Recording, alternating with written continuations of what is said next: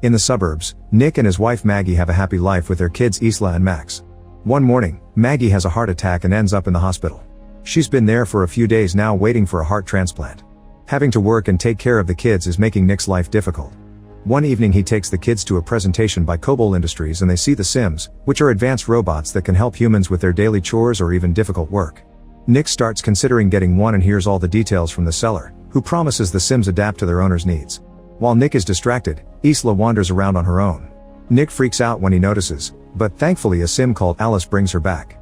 Alice offers to watch over Isla while Nick shops and she even makes a joke that surprises him. The seller explains Alice is the latest model with the most sophisticated AI, which allows the Sims to mimic human emotions. This makes them especially good with children and Isla wants her. The next morning, Nick is struggling with feeding the kids and dealing with an important call from work. At that moment Alice arrives and immediately gets to work, asking for all the family schedules while noticing the house is messy and the stairs railing is loose. After Nick leaves to take the kids to school, Alice absorbs the shopping list from the smart fridge with just a blink and starts tidying up the house, noticing a digital picture frame that shows the family with Maggie. At the end of the day, the family comes back to a perfectly clean house and their dinner ready. However, Isla complains about the lasagna because it tastes different from her mom's. Suddenly Max starts crying and Alice offers to take him away so he can't be a bother during dinner, but Nick chooses to sit the baby on his lap and just tells Alice to prepare Max a bath. When night falls, Alice gets in sleep mode and rests against a wall. Isla sneaks out of her room and climbs on a chair to reach the cookie jar, only to slip and fall. Nick hears the jar crashing and his daughter screaming, so he runs downstairs. Luckily Alice has caught Isla and the kid didn't get hurt. The glass did hurt Alice, and Nick is shocked to see her bleed. After putting Isla to bed, Nick checks on Alice and finds her in her underwear. He asks if she needs a repair shop, but Alice has used a special bandage that instantly closed the cut. Sometime later the family visits Maggie and Isla tells her Alice has become her friend. Nick gets really affectionate with Maggie because he misses her so much. When Nick returns to work at the construction site, he and his co-workers notice their boss is showing the place to a representative from a robotics company. Getting suspicious, Nick talks to his boss in the elevator and confirms the sad truth. The workers are getting fired and replaced with Sims because the construction is delayed. Nick isn't fired because insurance demands a human foreman on site, but he furiously stops the elevator and announces he'll leave with his friends as support. However, he changes his mind when his boss points out he needs the money for the kids and the hospital bills, especially since Maggie isn't working anymore. When Nick goes home, he drops the overdue bills on the floor and pays attention to his kids. Alice picks the envelopes up while noticing how Nick is very tired yet he still listens to Isla and tries calming a crying Max down. After dinner, Nick works on his car while drinking and listening to metal music. Suddenly Alice changes the music to something calmer and points out Nick didn't eat much during dinner, so he explains he had a bad day at work. Alice offers a friendly ear and Nick rants about what happened, causing Alice to call him a hypocrite because he also hired a Sim instead of a human. Afterward Alice helps Isla get ready for bed. Isla asks if her mom is going to die and Alice tries to distract by showing the UV light in her mouth. Then she joins Nick in the living room where he's watching Casablanca. She knows the story from the database, but Nick explains actually watching it is a different experience and asks her to wipe all she knows about the movie from her memory. Alice explains her intelligence is derived from memory and deleting it would be antithetical, but Nick tells her to do it anyway. She needs to restart her programming to do it, so Nick holds down the power button on her neck for 7 seconds.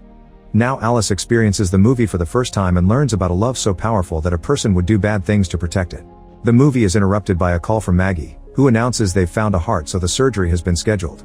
The next day the family goes to the hospital and Maggie asks for a minute alone with Alice.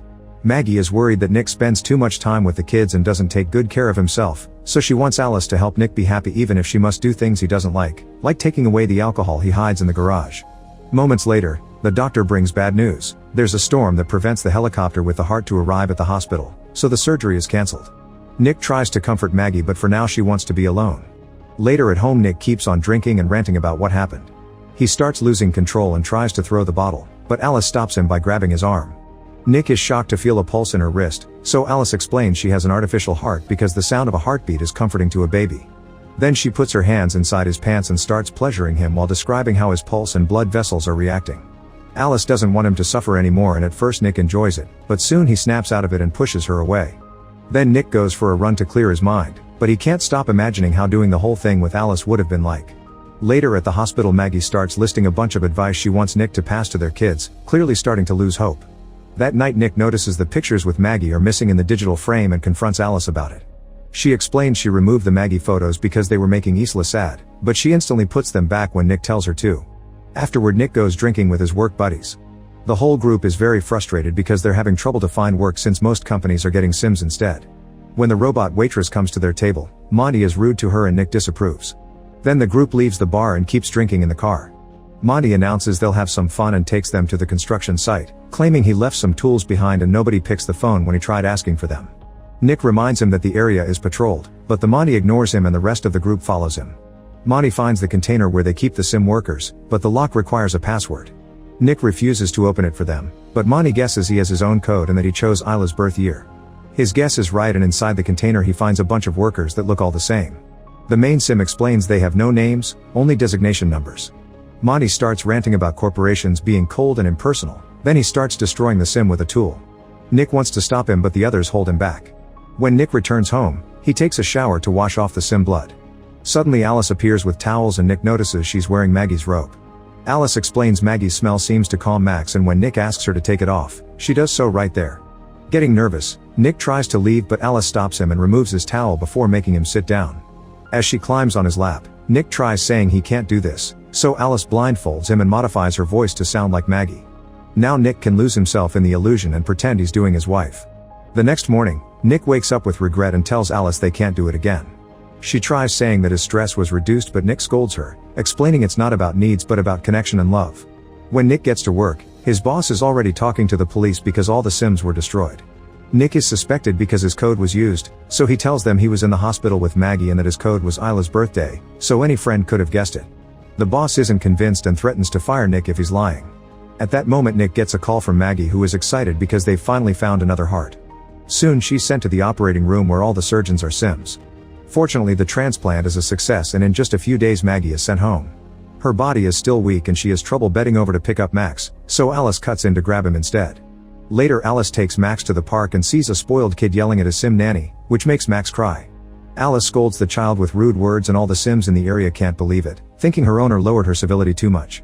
However, Alice clarifies she actually wiped civility from her database, thanks to Nick's reset, and claims this is better. That night Isla is happy to eat Maggie's lasagna and Alice asks for the recipe, but Maggie says it's a family secret. Maggie isn't feeling well and instead of eating she decides to rest. In the morning Maggie wakes up when she hears Isla yelling stop and runs downstairs, but the railing breaks and she falls. Alice stops tickling Isla and picks up Maggie to take her back to her room. When Nick comes home from work, he finds Alice reading to Isla by using Maggie's voice and asks her to stop. Alice mentions Maggie's fall and Nick rushes to check on her while Alice tells him the railing broke. This makes Nick suspicious since supposedly Alice had already fixed the railing. A few hours later Nick wakes Maggie up and guides her through a path of candles to the garden, where he prepared a romantic dinner just for the two of them. Alice watches them from the window, getting jealous. After dinner, the couple takes a shower together and gets dirty in bed. Nick doesn't want to hurt Maggie, so instead of getting inside, he uses his mouth. Their special moment is interrupted by Alice, who says Isla had a nightmare and is asking for Nick. Once Isla is taken care of, Nick goes to the garden to clean up. At that moment Monty appears with a few drinks and apologizes for the other night before sharing that his wife left him. He also reveals that the cops have been questioning him and that their boss is pressing charges for trespassing and destruction of property. Monty thinks Nick snitched on him to keep his job and an argument ensues during which Monty yells a lot and ends up punching Nick. When Nick tackles him back, Monty quickly overpowers him and starts kicking him. Monty grabs a bottle to finish him but he's stopped by Alice, who breaks the glass and hurts Monty's hand before sending him flying. She's ready to do more, but Nick stops her. Before leaving, Monty tells Nick he has until tomorrow to convince the boss to drop the charges or he'll drag him down with him. Afterward Nick mentions Sims aren't supposed to hurt people, but Alice explains she's programmed to protect her owner. She starts talking about her life with Nick if Maggie dies and he snaps at her, saying she'll never be Maggie because she can't even have scars. Alice grabs a piece of glass and points out she can add some if he wishes. Meanwhile Monty is at home consuming happy powder and leaving crying messages on his ex-wife's voicemail while holding a gun. At that moment Alice arrives, saying Nick doesn't know she's there and that she can't let him lose his job.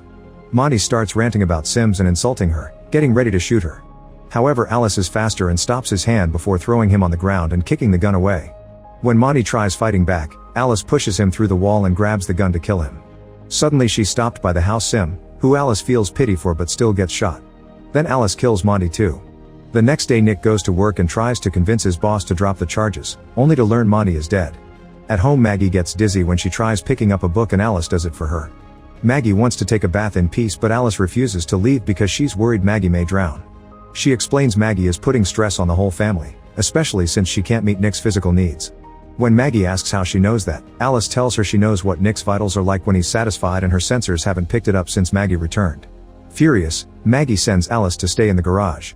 Moments later Nick comes home and Maggie is waiting for him to force him to say the truth. Nick admits he did it with Alice once and an argument ensues with lots of yelling, which Alice overhears by touching the window. Max starts crying and Alice goes to check on him, deciding he's a burden.